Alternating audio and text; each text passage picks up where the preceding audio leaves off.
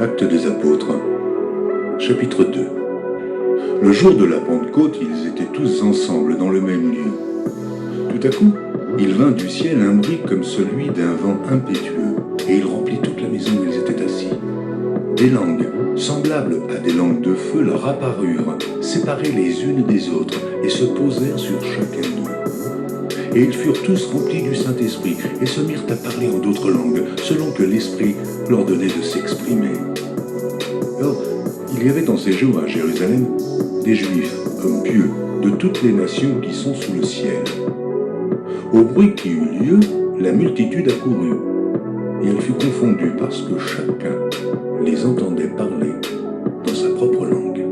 Ils étaient tous dans l'étonnement et la surprise, et ils se disaient les uns aux autres, « Voici ces gens qui parlent, ne sont-ils pas tous galiléens?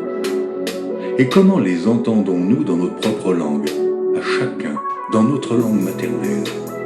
Partès, Médès, Élamite, ceux qui habitent la Mésopotamie, la Judée, la Cappadoce, le Pont, l'Asie, la Phrygie, la Pamphylie, l'Égypte, le territoire de la Libye voisine, de Cyrène, et ceux qui sont venus de Rome, juifs et prosélytes, crétois et arabes, comment les entendons-nous parler dans nos langues des merveilles de Dieu?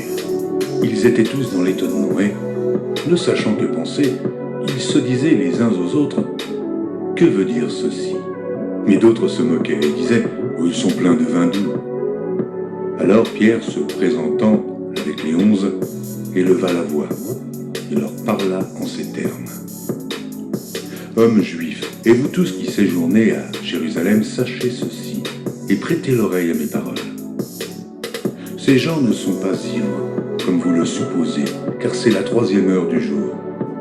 Mais c'est ici ce qui a été dit par le prophète Joël.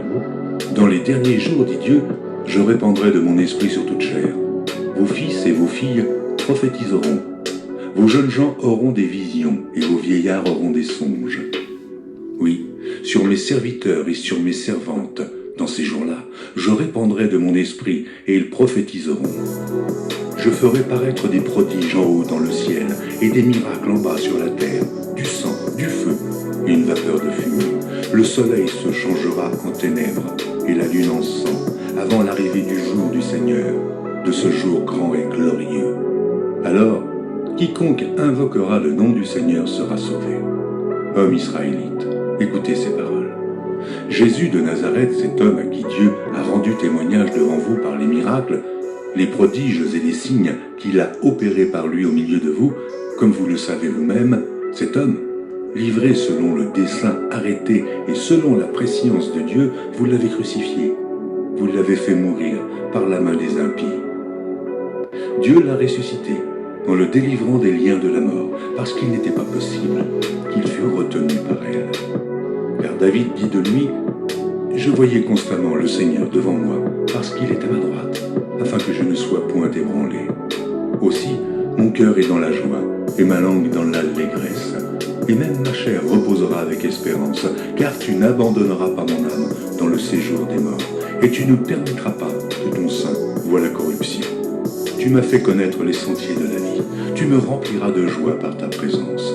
Homme frère, qu'il me soit permis de vous dire librement au sujet du patriarche David qu'il est mort, qu'il a été enseveli et que son sépulcre existe encore aujourd'hui parmi nous. Comme il était prophète et qu'il savait que Dieu lui avait promis avec serment de faire asseoir un de ses descendants sur son trône, c'est la résurrection du Christ qu'il a prévue et annoncée, en disant qu'il ne serait pas abandonné dans le séjour des morts et que sa chair ne verrait pas la corruption. C'est ce Jésus que Dieu a ressuscité. Nous en sommes tous témoins. Élevé par la droite de Dieu, il a reçu du Père le Saint-Esprit qui avait été promis et il l'a répandu, comme vous le voyez et l'entendez.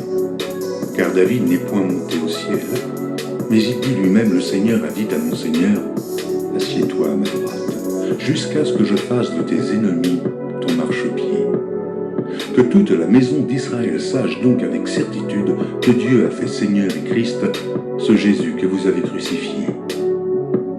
Après avoir entendu ce discours, ils eurent le cœur vivement touché, et ils dirent à Pierre et aux autres apôtres, « Hommes frères, mais que ferons-nous » Pierre leur dit « Repentez-vous, et que chacun de vous soit baptisé au nom de Jésus-Christ pour le pardon de vos péchés, et vous recevrez le don du Saint-Esprit.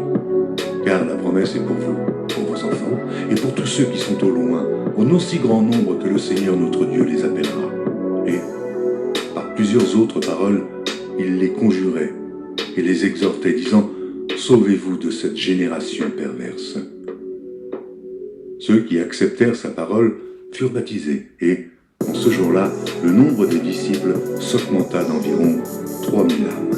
Ils persévéraient dans l'enseignement des apôtres, dans la communion fraternelle, dans la fraction du pain et dans les prières. La crainte s'empara de chacun, et il se faisait beaucoup de prodiges et de miracles par les apôtres. Tous ceux qui croyaient étaient dans le même lieu, et ils avaient tout en commun. Ils vendaient leurs propriétés et leurs biens, et ils en partageaient le produit entre tous, selon les besoins de chacun. Ils étaient chaque jour tous ensemble, assidus au temple. Ils rompaient le pain dans les maisons et prenaient leur nourriture avec joie et simplicité de cœur, louant Dieu et trouvant grâce auprès de tout le peuple.